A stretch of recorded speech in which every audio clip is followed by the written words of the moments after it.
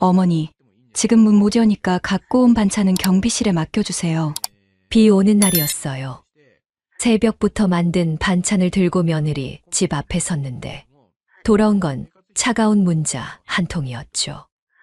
며느님이 또 맡기라고 하셨나 보네요. 경비원 아저씨의 말에 가슴이 무너졌어요. 또라니, 내가 택배도 아닌데 이 가족에게는 도대체 무슨 일이 있었던 걸까요?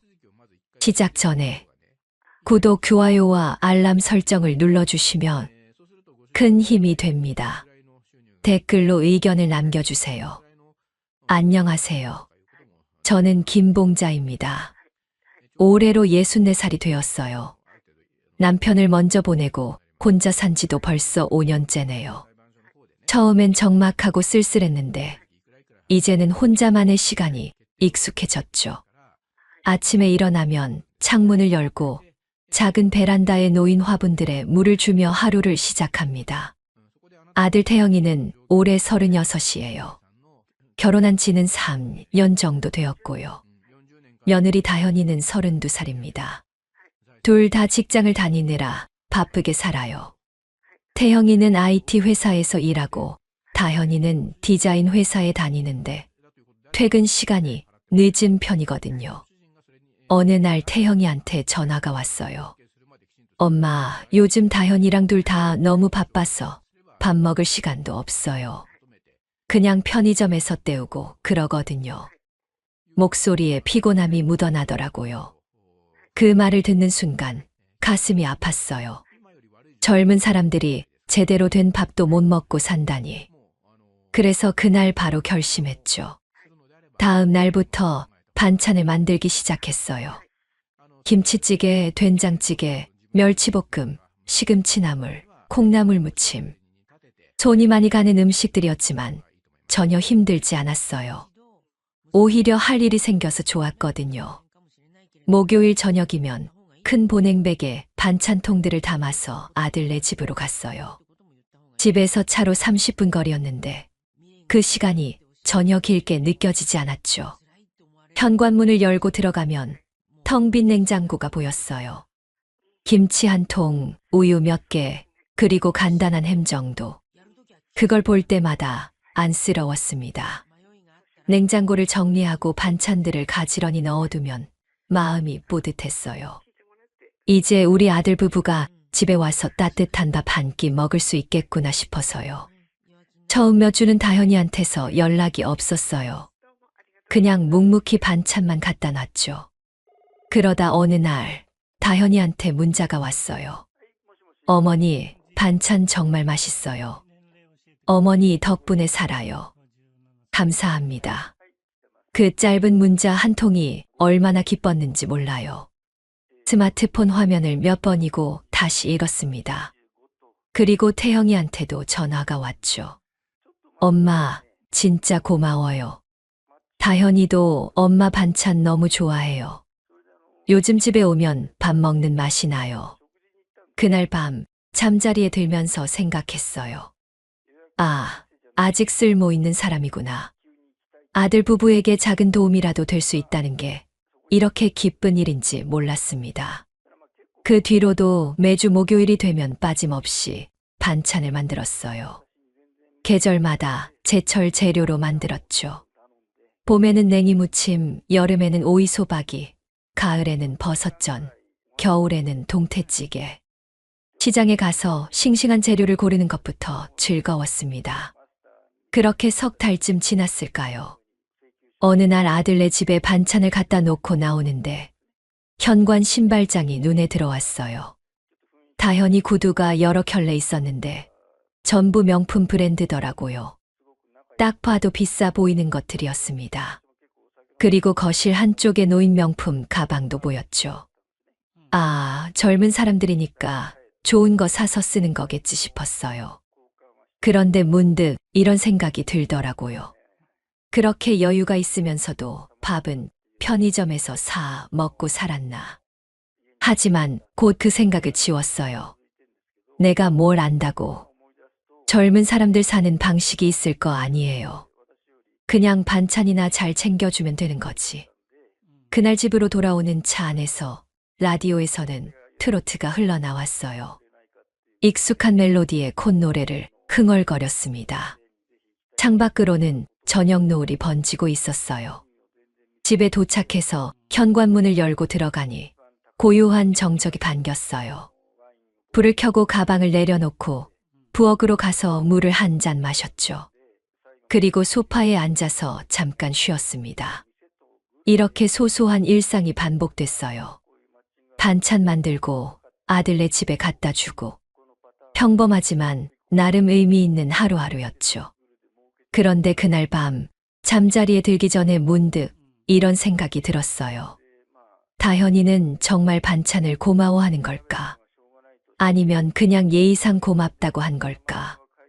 별것 아닌 생각이었지만 왠지 마음 한구석이 불편했어요. 하지만 금방 그 생각도 털어냈죠. 괜한 걱정이야. 며느리가 고맙다고 했잖아. 그렇게 스스로를 달래며 잠이 들었습니다. 내일 또 무슨 반찬을 만들까 생각하면서요. 그렇게 반찬을 갖다 준 지 넉 달쯤 지났을 때였어요. 언제나처럼 목요일 저녁 보냉백에 반찬통을 가득 담아서 아들네 집으로 향했습니다. 오늘은 김치찌개, 고등어 조림, 깨십찜, 그리고 태형이가 좋아하는 잡채까지 만들었어요. 새벽부터 부엌에 서서 정성껏 준비한 것들이었죠. 아파트 주차장에 차를 세우고 엘리베이터를 타고 12층으로 올라갔어요. 복도를 걸어가며 현관 비밀번호를 머릿속으로 되뇌었습니다. 언제나처럼 초인종을 눌렀죠. 그런데 이상했어요. 평소엔 금방 문을 열어주던 다현이가 나오지 않았습니다. 한 번 더 초인종을 눌렀어요. 그래도 반응이 없었죠. 혹시 집에 없나 싶어서 핸드폰을 꺼내 전화를 걸었습니다. 벨이 2번 울리고 다현이가 받았어요. 어머니? 목소리가 평소와 달랐어요. 뭔가 귀찮다는 느낌이 묻어났습니다. 응, 다현아. 엄마야. 지금 집 앞인데 문 좀 열어줄래? 아, 어머니. 지금 화장실에 있어서요. 비밀번호 아시잖아요. 그냥 열고 들어오세요. 그리고는 바로 전화를 끊었어요. 뚝 하는 소리가 귓가에 남았습니다. 순간 멈칫했죠. 화장실에 있다는데 뭐라 할 수도 없었고 비밀번호를 누르고 현관문을 열었어요. 안으로 들어가니 집은 조용했습니다. 화장실 문은 닫혀 있었고 불빛이 새어나오고 있었죠. 다현아, 엄마 들어왔어. 대답이 없었어요. 그냥 냉장고 문을 열고 반찬들을 정리했습니다.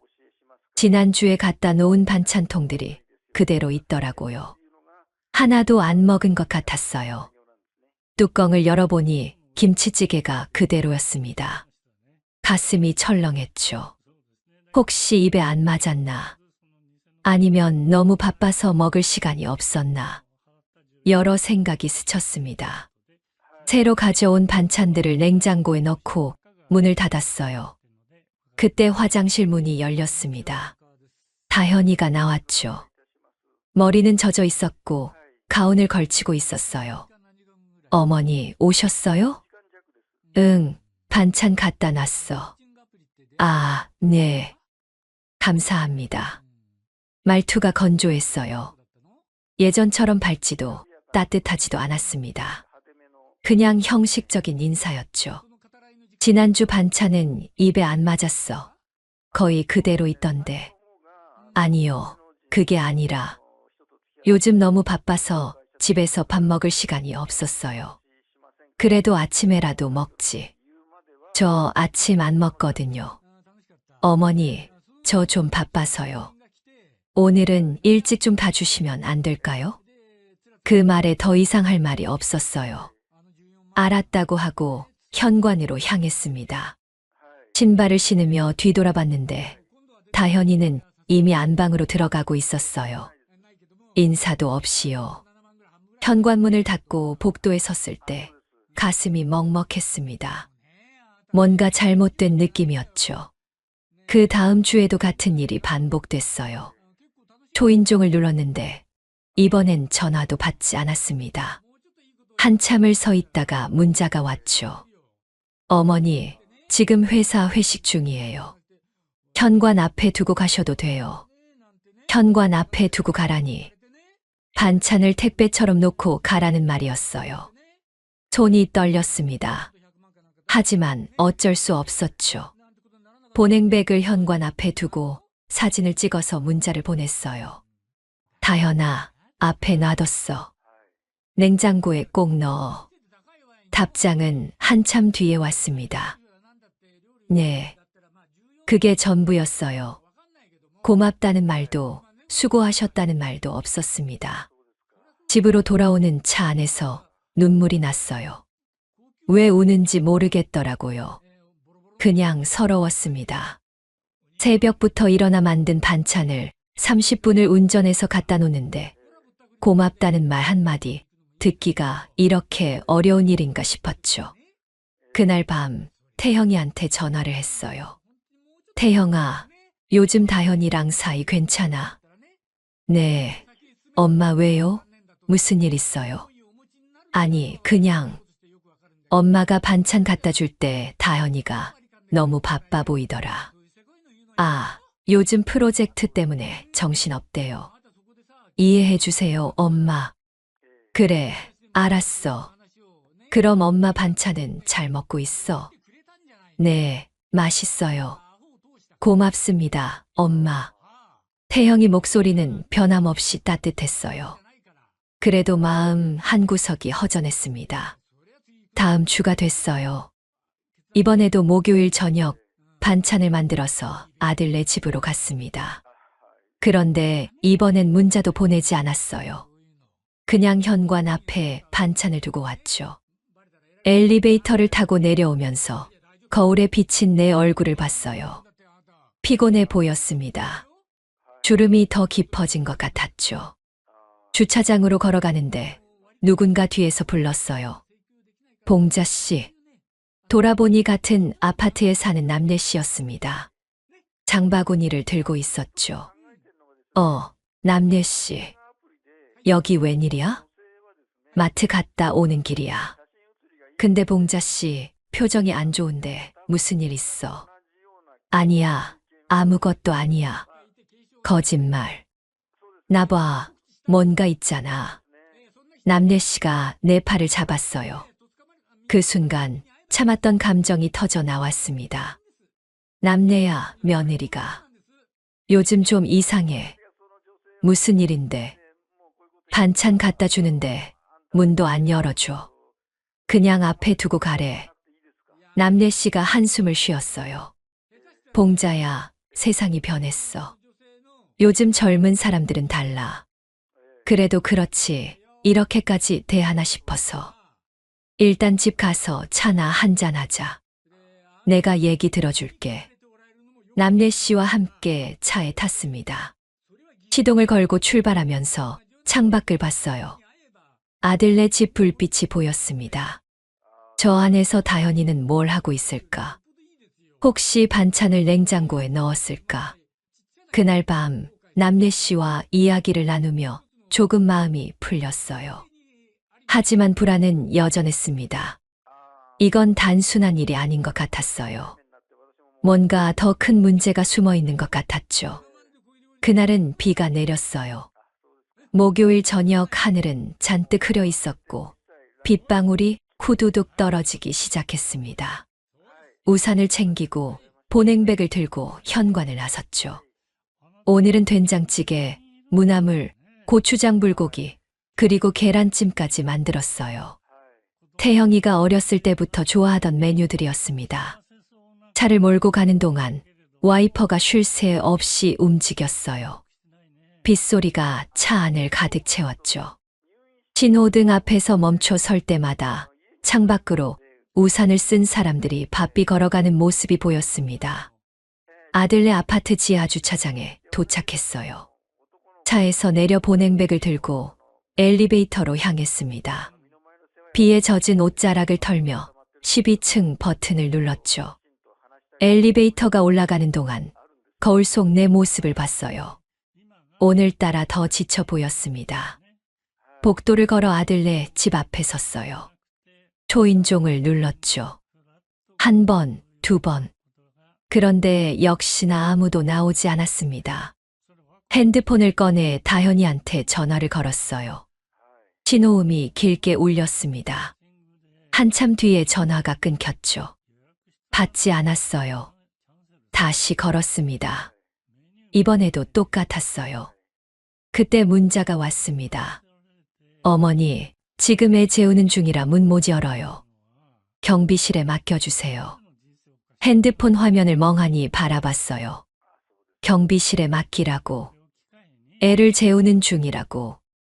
그런데 이상했어요. 태형이와 다현이한테는 아직 아이가 없었거든요. 조카가 온 건가? 아니면 친구 아이를 봐주는 건가? 여러 생각이 스쳤지만 그보다 더 큰 건 허탈함이었습니다. 경비실에 맡기라니. 택배도 아니고 반찬을요. 한숨이 나왔어요. 하지만 어쩔 수 없었죠. 무거운 보냉백을 들고 다시 엘리베이터를 탔습니다. 1층으로 내려가는 동안 가슴이 답답했어요. 경비실 문을 열고 들어갔습니다. 50대로 보이는 경비원 아저씨가 앉아 계셨어요. CCTV 화면을 보고 있다가 고개를 들었죠. 어떻게 오셨어요? 저기 12층 1205에 사는 며느리한테 이거 좀 전해주실 수 있을까요? 보냉백을 내밀었어요. 경비원 아저씨가 잠깐 멈칫하더니 알았다는 듯 고개를 끄덕였습니다. 아, 12층 1205요. 며느님이 또 맡기라고 하셨나 보네요. 또라는 말에 가슴이 철렁했어요. 또요? 네, 지난주에도 맡기고 가셨잖아요. 제가요? 아니요, 다른 분이요. 근데 어머님도 오늘 또 맡기시네요. 경비원 아저씨는 별 생각 없이 말했지만 그 말이 가슴에 박혔습니다. 지난주에도 누군가 경비실에 뭔가를 맡겼다는 거였어요. 혹시 나였나? 아니면 다른 사람이었나? 그럼 꼭 전해주세요. 네, 알겠습니다. 근데 어머님, 비 오는데 조심히 들어가세요. 감사합니다. 경비실 문을 나서는데 뒤에서 경비원 아저씨의 목소리가 들렸어요. 요즘 며느리들 참. 시어머니한테 이러면 안 되는데. 작은 목소리였지만 또렷하게 들렸습니다. 발걸음이 멈췄어요. 돌아서서 뭐라고 말하고 싶었지만 입이 떨어지지 않았죠. 그냥 고개만 숙이고 밖으로 나왔습니다. 비는 더 세차게 내리고 있었어요.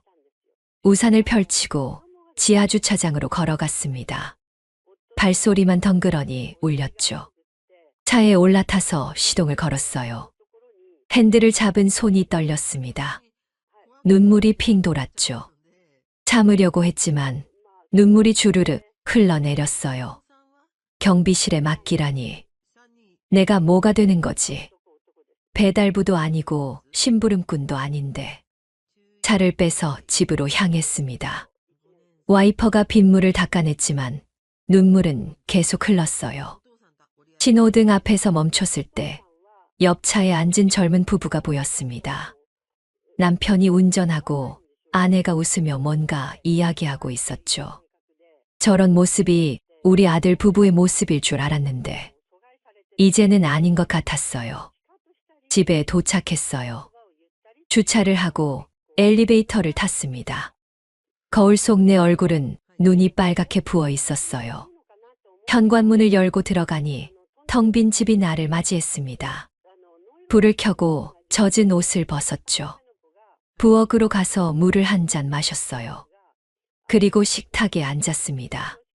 핸드폰을 꺼내 다현이한테 온 문자를 다시 봤어요. 어머니, 지금 애 재우는 중이라 문 못 열어요. 경비실에 맡겨주세요. 한 글자 한 글자가 마음을 후벼 팠습니다. 애를 재우는 중. 그럼 전화 한 통 할 시간도 없었을까? 미리 말해줄 수도 있었을 텐데. 생각할수록 화가 났어요. 하지만 동시에 자책도 됐습니다. 내가 너무 과한 건 아닐까. 며느리 입장에서는 부담스러울 수도 있겠지. 매주 반찬을 갖다 주는 게 사실은 귀찮은 일일 수도 있겠구나. 그날 밤 잠이 오지 않았어요. 천장만 멍하니 바라봤습니다. 이제 그만둘까? 반찬 갖다 주는 거. 아들한테 물어볼까? 아니면 그냥 모른 척할까? 여러 생각이 머릿속을 맴돌았어요. 그러다 문득 이런 생각이 들었습니다. 이젠 내가 너무 과했나? 며느리가 원하지 않는 걸 자꾸 하고 있었던 건 아닐까? 마음을 접어야 할 때가 온 것 같았어요. 하지만 쉽지 않았습니다. 아들을 위해 시작한 일인데 이렇게 끝나는 게 맞는 건지. 창밖으로 빗소리가 들렸어요. 여전히 비는 내리고 있었습니다. 어둠 속에서 혼자 누워있는 시간이 참 길게 느껴졌죠. 그날 이후로 일주일이 지났어요. 반찬을 만들지 않았습니다. 목요일이 되어도 부엌에 서지 않았죠. 그냥 소파에 앉아서 멍하니 TV를 봤어요. 화면에선 요리 프로그램이 나오고 있었지만 내용은 하나도 들어오지 않았습니다. 핸드폰이 울렸어요. 태형이었죠. 엄마, 이번 주는 반찬 안 갖다 주세요? 응. 엄마가 좀 피곤해서. 그래요? 괜찮으세요? 어디 아프세요? 아니야, 괜찮아. 그냥 좀 쉬려고. 알겠습니다. 푹 쉬세요, 엄마. 전화를 끊고 핸드폰을 내려놨어요.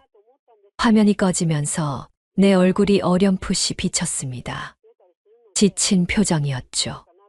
그날 오후 핸드폰에서 알림음이 울렸어요. 카카오톡 메시지였습니다. 다현이한테서 온 거였죠. 무심코 열어봤어요. 그런데 이상했어요. 단톡방이었습니다.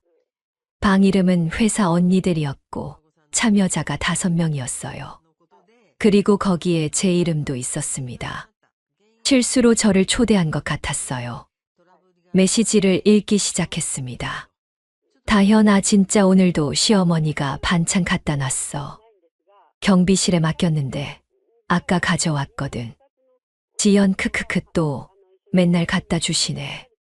다현, 솔직히 시어머니 반찬은 입맛에도 안 맞고 유통기한 불안해. 먹다가 남은 거 싸주는 것 같아. 수진, 헐 진짜. 그럼 어떡해? 다현, 그냥 냉장고에 넣어뒀다가 몇 개만 먹는 척하고 버려. 안 먹으면 또 뭐라 할까봐. 민지, 그래도 시어머니가 해주시는 건데. 다현, 언니는 몰라. 매주 갖다 주는데 진짜 부담돼 죽겠어. 그리고 요리도 별로야. 짜고 느끼하고. 우리 엄마가 해주는 거랑은 차원이 다르거든. 핸드폰을 쥔 손이 떨렸어요. 화면을 뚫어지게 바라봤습니다. 눈물이 핑 돌았죠. 입맛에도 안 맞고, 유통기한 불안하고, 먹다 남은 것 같고, 버린다고. 새벽부터 일어나서 정성껏 만든 반찬들을, 신선한 재료 골라서 정갈하게 담아서 갖다 준 것들을 그렇게 생각하고 있었다니 가슴이 무너졌어요. 숨이 막혔습니다. 눈물이 주르르 흘러내렸죠. 그때 또 메시지가 왔어요. 다현아, 그리고 남편한테는 맛있다고 말하래. 안 그러면 서운해하실까봐. 지연 크크크. 다현이 고생 많다. 다현, 진짜 시어머니들은 왜 다 이래? 자기가 해주는 게 최고인 줄 아나 봐. 핸드폰을 소파에 내던졌어요. 두 손으로 얼굴을 감싸고 소리 없이 울었습니다. 몸이 떨렸죠. 억울하고 분하고 슬펐어요. 한참을 울고 나서 핸드폰을 다시 들었습니다. 단톡방을 나갔어요. 그리고 다현이한테 개인 메시지를 보냈죠. 다현아, 단톡방에 실수로 초대한 것 같은데 앞으로는 반찬 안 갖다 줄게. 전송 버튼을 누르고 핸드폰을 꺼버렸습니다. 그날 저녁 태영이한테 전화가 왔어요. 받지 않았습니다. 다시 걸려왔죠. 세 번째에 받았어요. 엄마, 무슨 일 있어요? 다현이한테 메시지 보냈다며요. 응. 왜요? 무슨 일 있었어요? 태형아, 엄마가 다현이 단톡방에 들어가 있었어. 실수로. 네, 그게 무슨. 다현이가 엄마 반찬 버린대. 입맛에 안 맞고 유통기한 불안하대. 전화기 너머로 침묵이 흘렀어요. 한참 뒤에 태영이가 말했습니다. 엄마, 그건 다현이도 음식 취향이 있잖아요. 엄마가 좀 다현이 입맛에 맞춰주시면 안 될까요? 귀를 의심했어요. 뭐라고? 다현이 원래 음식 가려 먹거든요. 엄마가 너무 상처받지 마세요. 태형아, 지금 뭐라는 거야? 엄마가 새벽부터 일어나서 만든 반찬을 버린다는데 엄마 보고 입만 맞추래. 엄마, 그게 아니라. 됐어. 이제 반찬 안 갖다 줄 거야. 신경 쓰지 마. 전화를 끊어버렸어요. 핸드폰을 던지고 싶었지만 참았습니다. 그냥 식탁에 엎드렸죠. 밤이 깊어갔어요. 창밖은 어두웠고 집 안은 고요했습니다. 눈물은 계속 흘렀어요. 내가 뭘 잘못했나. 아들 부부 생각해서 한 일인데. 그게 이렇게 되돌아오는구나. 그날 밤 잠들 수 없었어요. 천장을 바라보며 여러 생각이 머릿속을 맴돌았습니다. 며느리에 대한 실망, 아들에 대한 섭섭함, 그리고 나 자신에 대한 자책. 조용한 분노가 가슴 속에서 타올랐어요. 하지만 동시에 체념도 밀려왔습니다. 이제 어떻게 해야 하나? 어떻게 해야 이 상황을 벗어날 수 있을까? 답은 없었어요. 그저 어둠 속에서 혼자 눈물만 흘릴 뿐이었습니다. 그날 이후로 반찬을 만들지 않았습니다. 목요일이 되어도 시장에 가지 않았어요. 부엌에 서지도 않았죠. 그냥 소파에 앉아서 창밖을 바라봤습니다. 햇살이 베란다로 스며들어 왔지만 마음은 여전히 어두웠어요. 태형이한테서 전화가 왔습니다. 엄마, 이번 주도 반찬 안 갖다 주세요? 응, 엄마 몸이 안 좋아서 못 하겠어. 어디 아프세요? 병원은 가보셨어요? 그냥 좀 피곤해. 나이 들으니까 그래. 그럼 푹 쉬세요. 다현이한테도 제가 말할게요.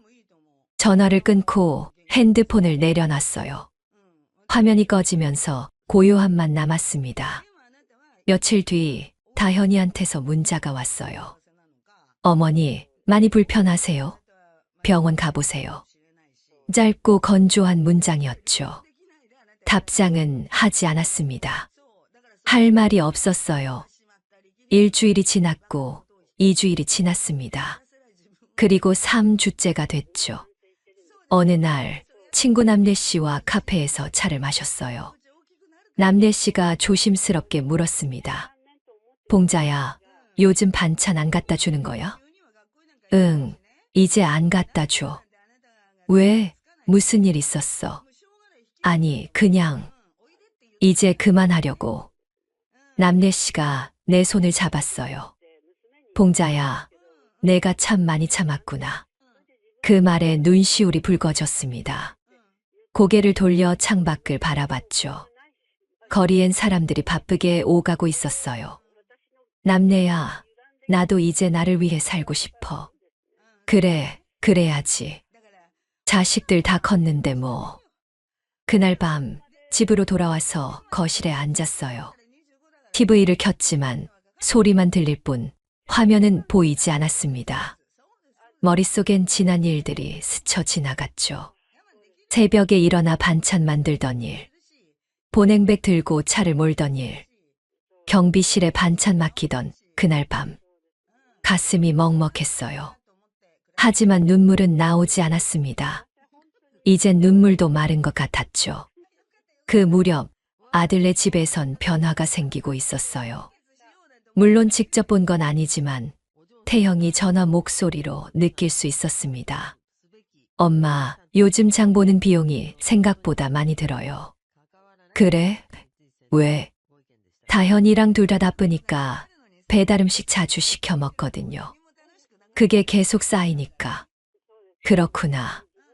엄마가 반찬 갖다 주실 때는 몰랐는데 이제 보니까 진짜 큰 도움이었네요. 그 말을 들으면서도 마음이 움직이지 않았어요. 예전 같았으면 당장 반찬을 만들었을 텐데 이젠 아니었습니다. 태형아, 엄마도 이제 나이가 있어서 힘들어. 미안하다. 아니에요, 엄마. 그동안 고생 많으셨어요. 전화를 끊고 창밖을 바라봤어요. 해가 지고 있었습니다. 노을이 하늘을 붉게 물들이고 있었죠. 며칠 뒤 또 전화가 왔어요. 이번엔 다현이었습니다. 어머니, 많이 편찮으세요? 아니, 괜찮아.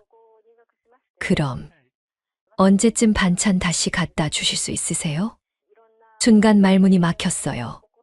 그동안 버린다고 했으면서 이제 와서 다시 갖다 달라고. 다현아, 엄마가 이제 힘들어서 못할 것 같아. 아, 그러세요? 알겠습니다. 목소리가 차가웠어요. 실망한 듯 했죠. 전화가 끊기고 고요함이 찾아왔습니다. 그날 밤 거울 앞에 섰어요. 거울 속 내 얼굴을 가만히 들여다봤습니다. 주름이 깊어졌고 눈가가 처져 있었어요. 하지만 눈빛만은 예전과 달랐습니다. 더 이상 흔들리지 않는 눈빛이었죠. 이젠 나도 바뀌겠어. 작은 목소리로 중얼거렸어요. 거울 속 나 자신에게 하는 약속이었습니다. 그렇게 한 달이 지났어요. 반찬을 갖다 주지 않으니 아들네와의 연락도 뜸해졌습니다. 가끔 안부 전화가 오는 게 전부였죠. 하지만 이상하게도 마음은 편했어요. 무언가에서 벗어난 기분이었습니다. 이제 내 삶을 살 시간이었어요. 조용하지만 단단한 마음으로 앞으로 나아갈 준비가 되어 있었습니다. 한 달 반이 지났을 무렵이었어요. 친구 남래 씨와 함께 동네 마트에 갔습니다.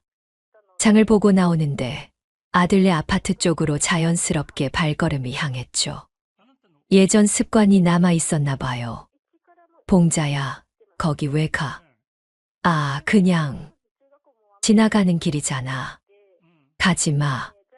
괜히 마음만 상해. 남래 씨가 내 팔을 잡았어요. 고개를 끄덕이고 방향을 돌렸습니다. 그런데 그때 누군가 뒤에서 불렀어요. 저기 봉자 씨. 돌아보니 아들네 아파트 경비원 아저씨였습니다. 손을 흔들며 다가오시더라고요. 어머, 경비원님. 안녕하세요. 안녕하세요. 오랜만이네요. 요즘 안 오시던데. 네, 좀 사정이 있어서요. 경비원 아저씨가 주변을 둘러보더니 작은 목소리로 말했어요. 봉자 씨, 잠깐만 시간 되세요? 드릴 말씀이 있어서요. 네. 경비실로 오시겠어요? 차라도 한 잔 드리고 싶어서. 무슨 일인지 궁금했어요. 남래 씨와 함께 경비실로 향했습니다. 경비실 문을 열고 들어가니 따뜻한 온기가 감돌았죠. 앉으세요. 커피 드릴게요. 경비원 아저씨가 자판기 커피를 2잔 뽑아서 건넸어요. 따뜻한 종이컵을 받아 들었습니다. 봉자 씨, 사실은요. 그동안 어머니한테 미안한 마음이 있었어요. 네, 무슨 말씀이세요? 경비원 아저씨가 한숨을 쉬었어요.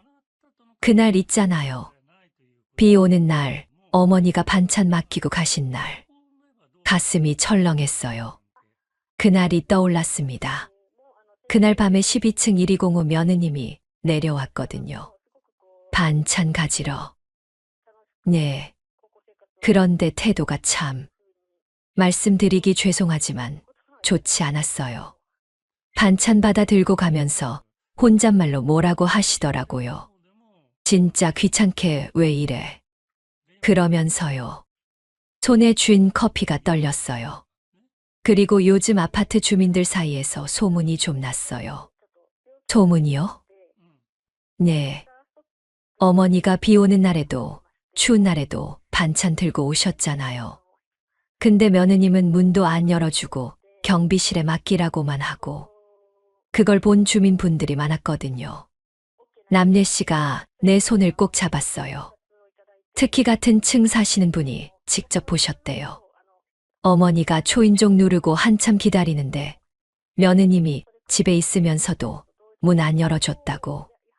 경비원 아저씨의 목소리가 낮아졌습니다. 봉자 씨, 솔직히 말씀드리면 주민들이 다들 며느님 태도가 너무하다고 했어요. 시어머니한테 어떻게 저럴 수 있냐고. 눈물이 핑 돌았어요. 그동안 혼자 소갈이했는데 다른 사람들이 다 보고 있었다니. 그리고 어제 엘리베이터에서 우연히 며느님을 봤는데 명품 가방 들고 계시더라고요. 한 달 전에도 봤는데 그때랑 또 다른 거였어요. 그래요. 그걸 본 주민분들이 얘기하시더라고요. 저렇게 여유 있으면서 시어머니 반찬도 제대로 안 받아주냐고. 경비원 아저씨가 커피를 한 모금 마셨어요. 며칠 전에는 아파트 커뮤니티 게시판에도 글이 올라왔어요. 직접적으로 호수는 안 밝혔지만 다들 누구 얘긴지 알더라고요. 게시판에요. 네. 요즘 젊은 며느리들 시어머니한테 너무하지 않나 이런 제목이었어요. 그 글에 댓글이 100개 넘게 달렸어요. 다들 며느님 욕하는 내용이었죠. 가슴이 두근거렸어요. 믿기지 않았습니다. 봉자 씨, 어머니는 잘못하신 거 하나도 없어요. 오히려 너무 착하셔서 당한 거예요. 경비원 아저씨의 말에 눈물이 주르륵 흘러내렸습니다. 남례 씨가 내 등을 토닥여줬어요. 울지 마, 봉자야. 이제 다 알게 됐잖아. 경비실을 나오면서 마음이 복잡했어요. 슬프기도 하고 억울하기도 하고 그런데 한편으론 시원하기도 했습니다.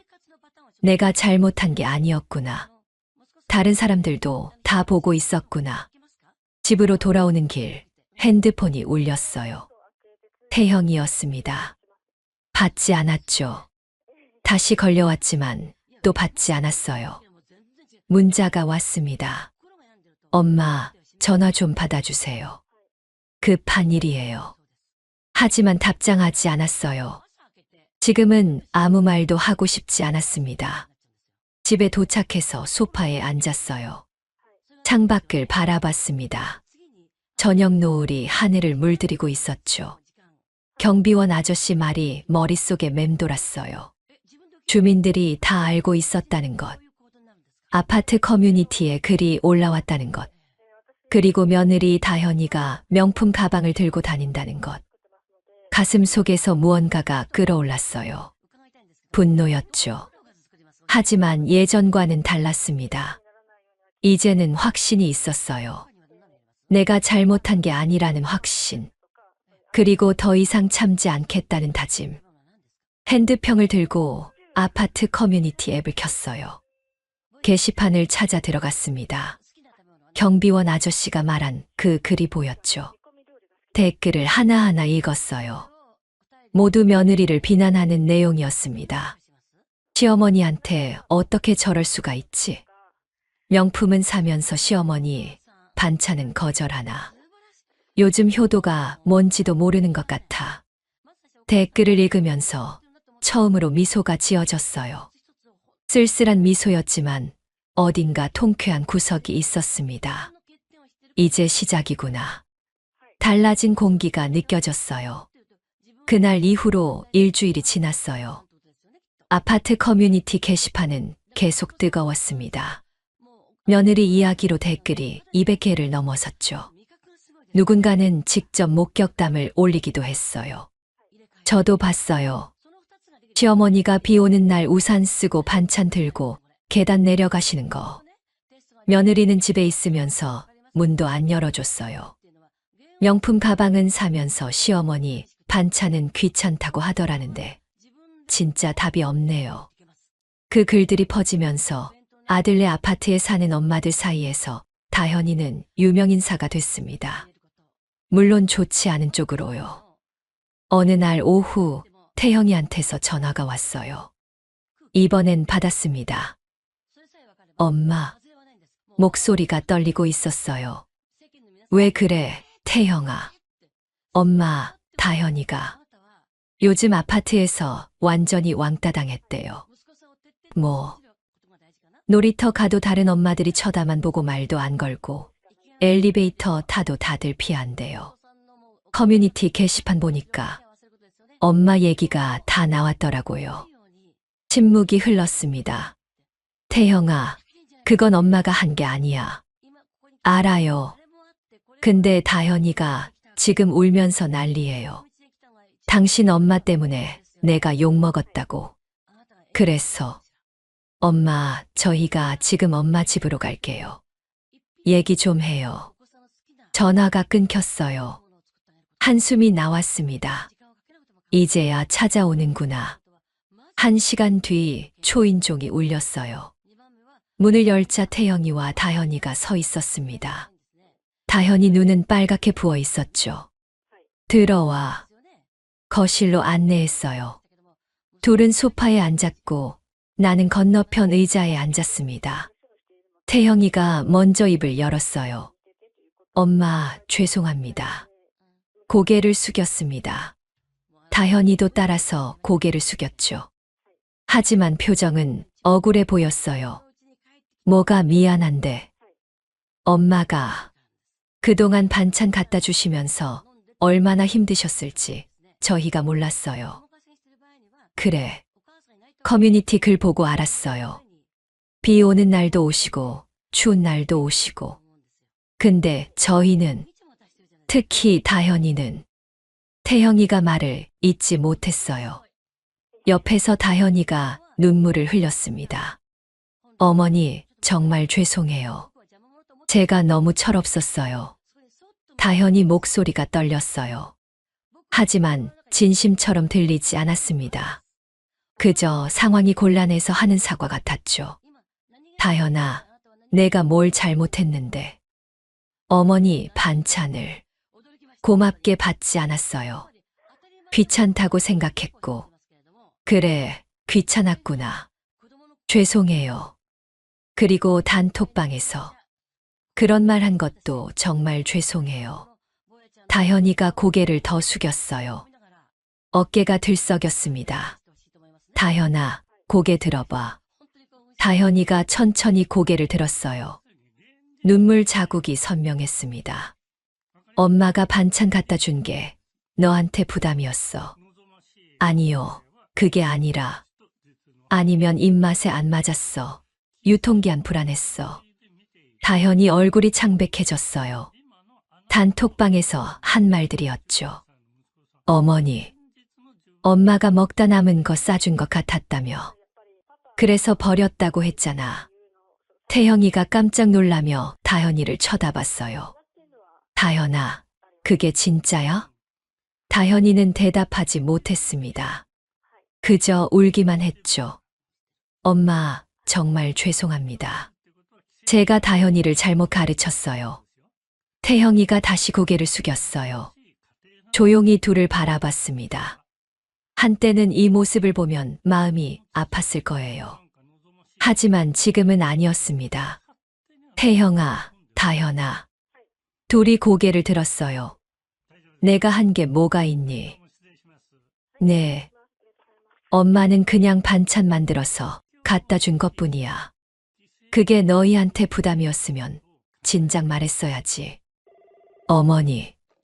그리고 다현아, 너희 둘이 서로 챙기면 되지. 왜 엄마가 해줘야 해? 다현이가 입술을 깨물었어요. 어머니 말씀이 맞아요. 저희가 알아서 했어야 했어요. 그래, 이제라도 알았으면 됐어. 거실에 침묵이 흘렀습니다. 태영이가 조심스럽게 물었어요. 엄마, 그럼 이제 어떻게 하면 될까요? 뭘? 저희가 어떻게 하면 엄마한테 용서받을 수 있을까요? 용서. 고개를 저었어요. 엄마는 너희한테 화난 거 아니야. 그냥 이제 너희 인생은 너희가 알아서 사는 거지. 엄마도 이제 엄마 인생 살 거야. 너희 뒷바라지 하느라 지쳤어. 태형이 눈에 눈물이 고였어요. 다현이는 고개를 떨구고 있었죠. 알았어요, 엄마. 정말 죄송합니다. 둘은 일어났어요. 현관으로 향하며 다현이가 뒤돌아봤습니다. 어머니, 정말 죄송해요. 커뮤니티 글도 제가 어떻게 해볼게요. 신경 쓰지 마. 그건 내가 자초한 거니까. 다현이 얼굴이 더 창백해졌어요. 태형이가 다현이 손을 잡고 밖으로 나갔습니다. 문이 닫히고 고요함이 찾아왔어요. 소파에 앉아서 창밖을 바라봤습니다. 해가 지고 있었어요. 노을이 하늘을 붉게 물들이고 있었죠. 가슴속이 시원했어요. 오랜만에 느끼는 해방감이었습니다. 핸드폰이 울렸어요. 남래 씨였습니다. 봉자야, 어땠어? 다녀갔어. 사과하러. 그래. 기분 어때? 좋아. 아주 좋아. 전화를 끊고 미소를 지었어요. 이제야 제대로 끝난 것 같았습니다. 그리고 새로운 시작이 기다리고 있었죠. 그로부터 2달이 지났어요. 요즘 화요일과 목요일은 바쁜 날입니다. 동네 시니어 센터에서 요가 수업을 들어요. 선생님은 젊고 활기찬 분이었고 같이 수업 듣는 분들도 나와 비슷한 나이였죠. 함께 웃고 떠들며 시간을 보냈습니다. 금요일 오전엔 반찬 교실에 다녀요. 강사 선생님이 새로운 레시피를 가르쳐 주시는데 신선하고 재미있었습니다. 예전처럼 누군가를 위해 만드는 게 아니라 나를 위해 배우는 거였죠. 남래 씨와도 자주 만났어요. 카페에서 차 마시고 가끔 영화도 보러 갔습니다. 어제는 남래 씨와 함께 등산을 다녀왔어요. 산 정상에서 내려다본 풍경이 참 아름다웠죠. 봉자야, 요즘 표정 정말 좋아 보여. 그래? 나도 그런 것 같아. 역시 사람은 자기 인생을 살아야 해. 남래 씨 말이 맞았어요. 이제야 내 인생을 사는 기분이었습니다. 한 달에 1~2번 태형이한테서 연락이 왔어요. 안부 전화였죠. 예전처럼 자주는 아니었지만 그게 더 편했습니다. 엄마, 요즘 어떻게 지내세요? 응, 잘 지내. 너희는? 저희도 잘 지내요. 엄마 필요한 거 있으면 언제든 말씀하세요. 알았어. 필요하면 말하라는 거였어요. 예전처럼 먼저 챙기지 않겠다는 뜻이었죠. 그게 맞는 거라고 생각했습니다. 지난주엔 다현이한테서 전화가 왔어요. 어머니, 이번 주말에 저희가 집에 갈게요. 제가 요리 배워서 음식 만들어 갈게요. 그래, 알았어. 주말이 됐어요. 초인종이 울리고 문을 열자 태영이와 다현이가 서 있었습니다. 다현이 손엔 큰 보냉백이 들려 있었죠. 어머니, 안녕하세요. 다현이 표정이 예전과 달랐어요.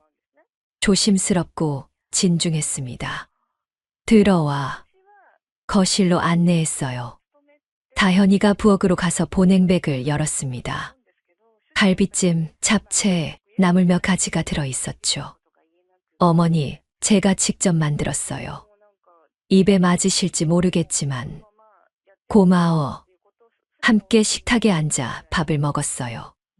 다현이가 만든 음식은 생각보다 괜찮았습니다. 아직 서툴지만 정성은 느껴졌죠. 어머니, 맛있으세요? 응, 잘 만들었어. 다현이 얼굴에 안도의 표정이 스쳤어요. 식사를 마치고 차를 마시며 이야기를 나눴습니다. 예전처럼 어색하지 않았어요. 적당한 거리가 생긴 거죠. 어머니, 요즘 뭐 하세요? 응, 시니어 센터에서 요가도 배우고 반찬 교실도 다녀. 와, 진짜요? 좋으시겠어요. 응, 재미있어. 태영이가 웃으며 말했어요. 엄마, 이제 엄마 인생 사시는 거네요. 그래야지. 엄마도 내 인생이 있는 거야. 둘은 고개를 끄덕였습니다. 진심으로 이해하는 것 같았어요. 헤어질 때 다현이가 말했습니다. 어머니, 다음 달에 또 올게요. 그때도 제가 요리해서 갈게요. 그래, 좋아. 문 앞에서 둘을 배웅했어요. 엘리베이터 문이 닫히고 고요함이 찾아왔습니다. 거실로 돌아와 창밖을 바라봤어요. 하늘은 맑았고 햇살이 따스했습니다. 소파에 앉아서 생각했어요. 참는다고 해결되는 건 없더라고요. 내가 나를 지켜야 남도 존중한다는 걸 이제야 깨달았습니다. 예전엔 아들 부부를 위해 모든 걸 했어요. 내 시간도, 내 건강도 뒷전이었죠. 하지만 그건 진짜 사랑이 아니었던 것 같아요. 그저 집착이었고 의존이었습니다. 이젠 달라요. 나를 먼저 챙기고 내 삶을 살아요. 그랬더니 오히려 아들 부부와의 관계도 좋아졌습니다. 핸드폰을 들고 남래 씨한테 문자를 보냈어요. 남래야, 다음 주에 여행 가자. 제주도 어때? 답장이 금방 왔습니다. 좋아, 바로 예약할게. 미소가 지어졌어요. 가슴이 두근거렸습니다. 새로운 시작이 기다리고 있었죠. 창밖으로 바람이 불어왔어요. 커튼이 살랑거렸습니다. 따스한 봄날이었어요. 이제야 진짜 내 인생이 시작된 것 같았습니다. 영상 끝까지 시청해 주셔서 감사합니다. 마지막으로 구독, 좋아요와 알람 설정을 눌러주시면 큰 힘이 됩니다. 댓글로 의견을 남겨주세요.